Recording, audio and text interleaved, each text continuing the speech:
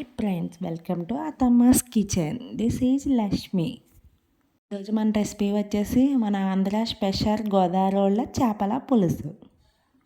ఇది ముక్క జ్యూసీగా పులుపు ఉప్పు అన్నీ పీల్చుకొని చాలా టేస్ట్గా ఉంటుంది. ఈ స్టైల్లో మీరు ఒకసారి చేసి చూడండి, మళ్ళీ ఇలానే వండుతారు, అంత టేస్ట్గా ఉంటుంది.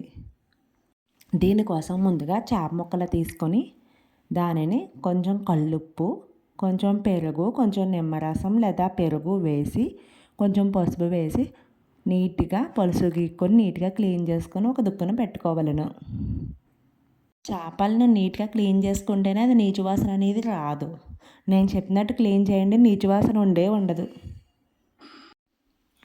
ఆ తర్వాత ఒక 2 ఉల్లిపాయలను చిన్న ముక్కలుగా తరుక్కొని 2 పచ్చిమిరపకాయ చీలికలు సిద్ధం చేసుకోండి.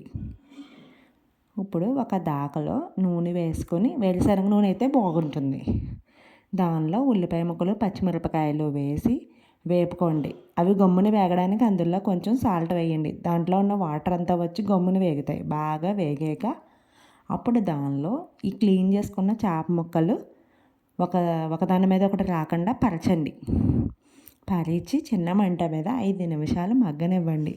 తర్వాత దానిని గరిటెతో కాకుండా దాకతో పట్టుకొని తిప్పండి. ఈలోపు ఒక 2 పెద్ద నిమ్మకాయల సైజు అంత చింతపండు తీసుకొని నానబెట్టండి.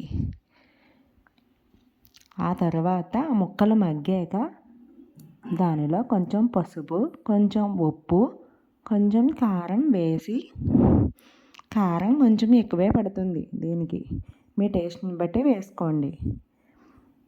వేసుకొని కొన్ని వాటర్ వేసి ఉడకనివ్వండి. ఉడికి రాగానే మూత తీసి ఈ చింతపండు గుజ్జును పిండండి. మొక్క మునిగి పైకి తేరే వరకు పిండండి. ఇప్పుడు లో ఫ్లేమ్లో పెట్టి అలా ఎగరనివ్వండి. లో ఫ్లేమ్లోనే పెట్టండి, హై ఫ్లేమ్ అస్సలు పెట్టకండి. మొక్క టేస్ట్ ఉండదు, కూర నేను చెప్పిన టేస్ట్ రావాలంటే కంపల్సరీ మీరు లో ఫ్లేమ్లోనే వండండి.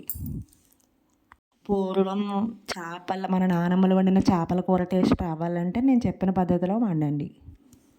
ఈ కర్రీ పొద్దున్న వండుకుంటే సాయంత్రానికి ఎక్కువ టేస్ట్గా ఉంటుంది. దాకను గరిటెతో కూరను తిప్పకుండా దాకను పట్టుకొని వీడియోలో చూపిస్తున్నట్లు కదుపుతో ఉడకనివ్వండి. ఇప్పుడు టేస్ట్ చూసి ఉప్పు కారం అడ్జస్ట్ చేయండి. ఇప్పుడు కూర ఇంకా 10 మినిట్స్లో ఉడుకుతుందనగా దానిలో 1 స్పూన్ చక్కెర వేయండి. అంతే, దాని టేస్ట్ దాంట్లో ఉన్న పులుపు ఉప్పు అన్నీ బ్యాలెన్స్ అయ్యి కూర మంచి టేస్ట్ వచ్చేస్తుంది.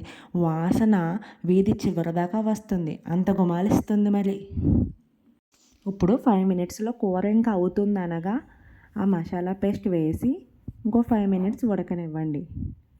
అంతే, రెడీ అవుతుంది గుమగుమాలించే చేపల పులుసు.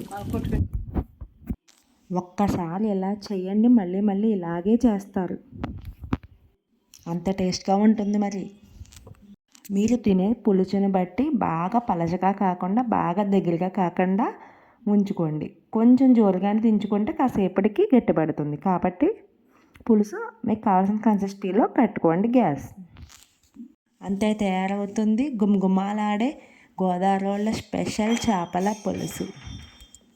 దీనిని వేడి అన్నంలో ఈ చేపల కూర వేసుకొని తింటే ఉంటుంది, అదిరిపోతుంది. Please subscribe.